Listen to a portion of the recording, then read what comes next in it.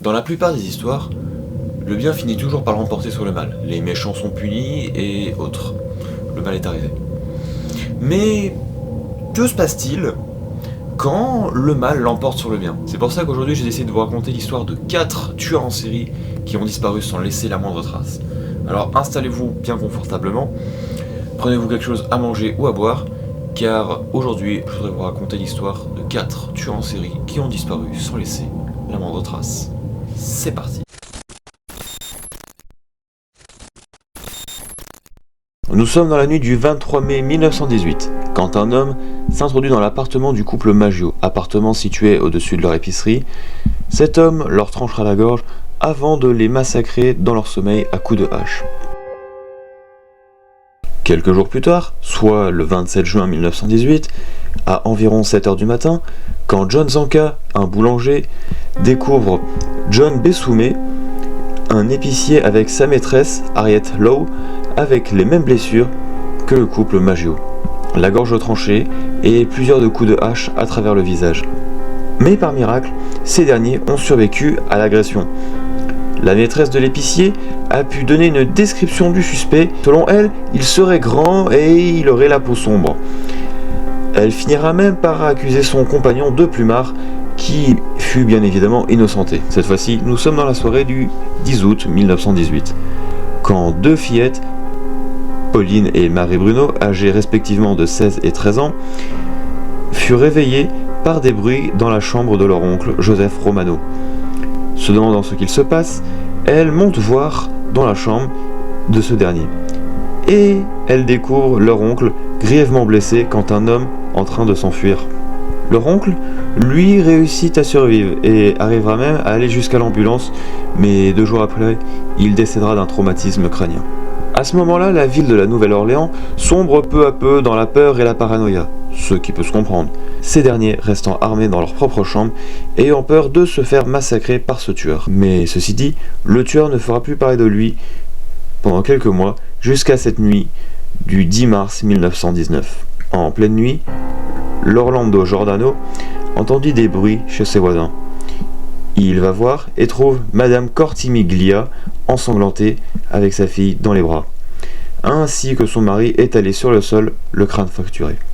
L'assassin, encore une fois, n'a laissé aucune trace, sans compter la hache sous le porche incluant la porte fracturée.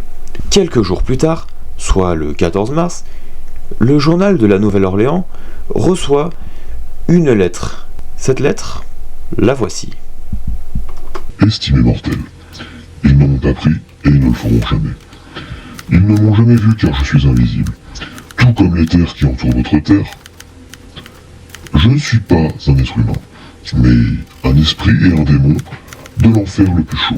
Je suis celui que vous, néo-orléanais, et votre folle de police, appelez l'homme à la hache. Quand je l'entendrai, je viendrai et je réclamerai notre victime. Moi seul sais qui ils doivent être. Je ne laisserai aucune preuve, sauf ma hache ensanglantée, barbouillée de sang et du cerveau de celui que j'aurai envoyé ci-dessous pour me tenir compagnie. Si vous le souhaitez, vous pouvez dire à la police de veiller à ne pas m'énerver. Bien sûr, je suis un esprit raisonnable. Je n'ai pas offensé par la façon dont ils m'ont mené leur investigation dans le passé. En fait, ils ont été si profondément stupides qu'ils m'ont amusé. Soit et Sa Majesté satanique, Francis, Joseph, etc. Qu'ils ne cherchent pas à découvrir qui je suis, car il vaudrait mieux qu'ils ne fussent jamais nés plus tôt que d'encourir la colère de l'homme à la hache. Je ne pense pas qu'un tel avertissement soit nécessaire, car je suis sûr que la police m'esquivera toujours, comme elle l'a fait dans le passé. Ils sont assez sages et savent comment se tenir à l'écart du danger.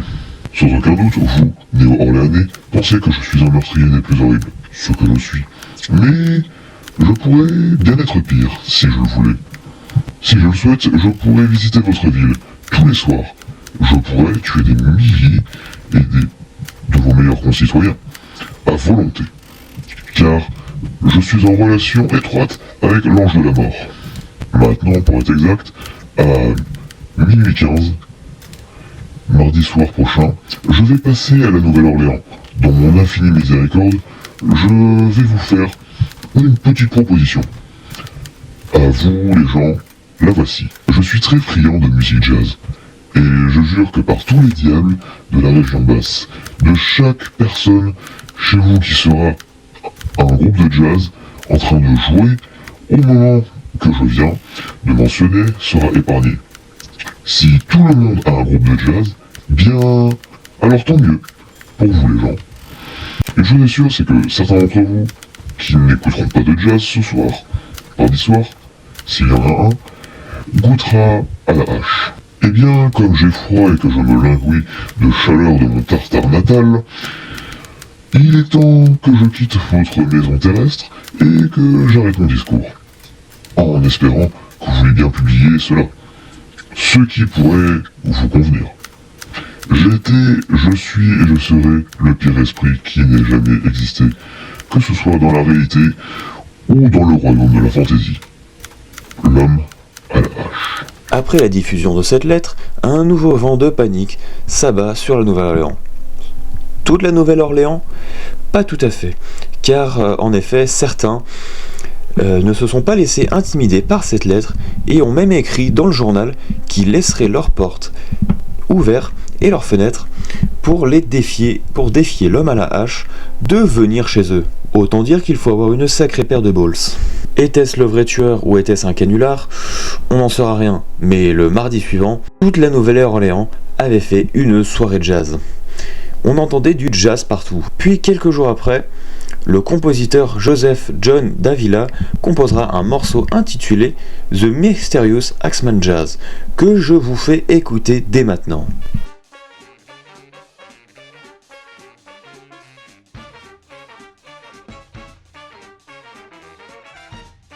Les meurtres cessèrent alors, jusqu'au 10 août 1919, quand Steve Boca se réveille en sursaut avant de recevoir un violent coup à la tête, le faisant perdre connaissance. Mais ce dernier réussit à survivre et à aller carrément chercher du secours. Cela annonçait juste le retour du tueur à la hache. Le 2 septembre 1919, c'est au tour du pharmacien William Carson, sauf que lui a tiré un coup de fusil sur un inconnu qui tentait de rentrer dans sa propriété. Cet inconnu avait le même modus operandi que le tueur à la hache. Puis la série de meurtres cessera le 27 octobre 1919 avec le meurtre de Mike Pepitone.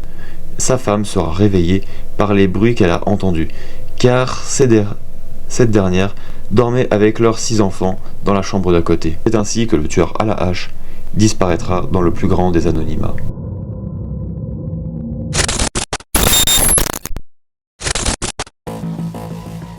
Le Torso Killer, ou le Cleveland Torso Murderer, est un tueur en série qui a régné de septembre 1934 à août 1938. Les faits commencent le 23 septembre 1935, quand 2 corps sont retrouvés démembrés dans un ruisseau coulant jusqu'à la 90e rue Est. La police ne le sait pas encore, mais c'est le début d'une macabre série. On estime que le tueur s'en est pris à 7 hommes et 5 femmes, avec le même mode opératoire. Il les démembre, puis abandonne leurs torses dans des lieux publics. Les dépouilles sont souvent retrouvées à Kingsbury Road. Bien qu'à l'époque certaines victimes étaient inidentifiables, on a pu en identifier certaines. Le tueur ne sera jamais identifié ou arrêté, et aura même fait perdre toute crédibilité à Elliot Ness, célèbre incorruptible dont la vie sera adaptée maintes et maintes reprises au cinéma. Bien que le tueur ne fût jamais arrêté, il n'y eut aucun suspect dans l'affaire.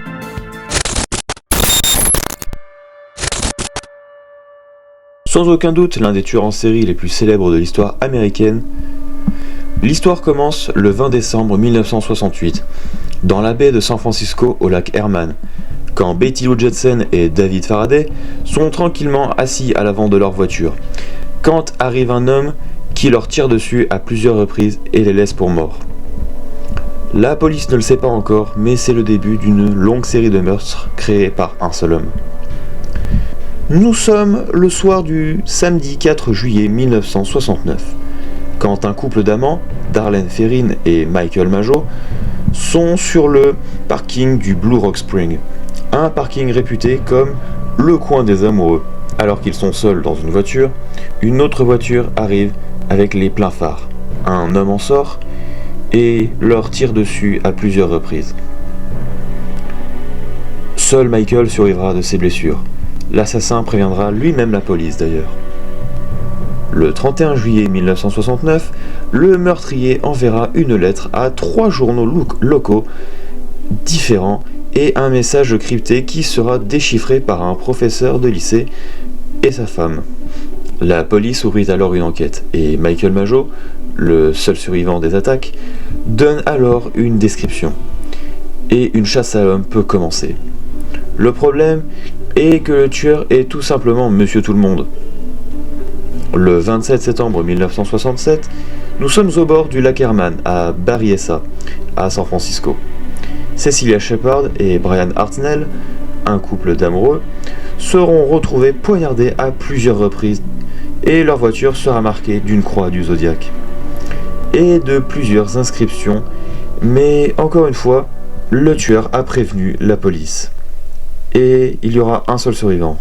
Ce survivant, c'était Brian. Pour vous décrire les faits, ils étaient tranquillement allongés au bord du lac Herman quand ils voient un homme se changer.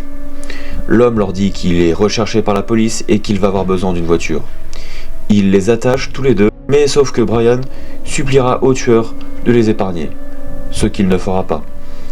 Brian sera poignardé en premier et Cecilia en deuxième. Et seul Brian, comme on le sait bien, a réussi à survivre. 11 octobre 1969. Un homme monte dans un taxi. Le chauffeur de taxi, c'est Paul Stein, et âgé de 29 ans. Il sera retrouvé assassiné d'une balle dans la tête à San Francisco. Le tueur découpera même la chemise de ce dernier et l'enverra au journal San Francisco Chronicle. Avec les éléments retrouvés et les survivants, la police monte un dossier et un profil psychologique du tueur. Selon eux, le tueur semble avoir une haine profonde envers les femmes et choisit ses victimes au hasard. Il semble avoir une haine profonde des couples et cherche à jouer à un jeu du chat à la souris. Et il serait en manque de sensations fortes. Il y a eu différents suspects durant une période entre 1966 et 1978. Le tueur continua à envoyer des lettres en revendiquant des meurtres, bien qu'ils ne furent jamais réellement confirmés par la police.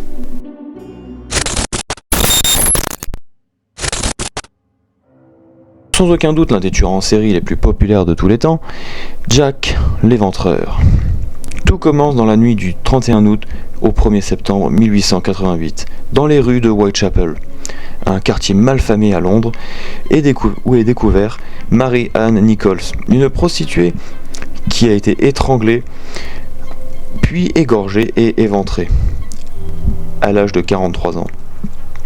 Tout de suite, les médias s'emparent de l'affaire, jusqu'au 8 septembre 1888, où Annie Chapman, une autre prostituée de 47 ans, se fera éventrer puis sortir les intestins sur l'épaule droite, par le même meurtrier, et se fera prélever une partie de son utérus. Un second meurtre d'une barbarie des plus horribles que le premier. Quelques jours après, c'est au tour de Elizabeth Stride, âgée de 45 ans, et elle aussi prostituée, qui se fit égorger sans la moindre trace de couteau sur l'abdomen, certains pensant que le meurtrier fut interrompu. Mais la même nuit, c'est au tour de Catherine Eddowes de 46 ans, la deuxième victime en plein de la soirée. Elle se fera éventrer et prélever un de ses reins, ainsi qu'une grande partie de son utérus. Alors pendant ce temps, dans la presse, 2 lettres seront envoyées à la police, toutes deux signées par le même pseudonyme, Jack the Ripper. 9 novembre 1888. Jack l'Éventreur fera sa dernière victime, nommée Mary Kelly. Elle est moins âgée que les autres. Elle a 25 ans et elle sera retrouvée dans une chambre qu'elle louait pour ses activités horriblement mutilées.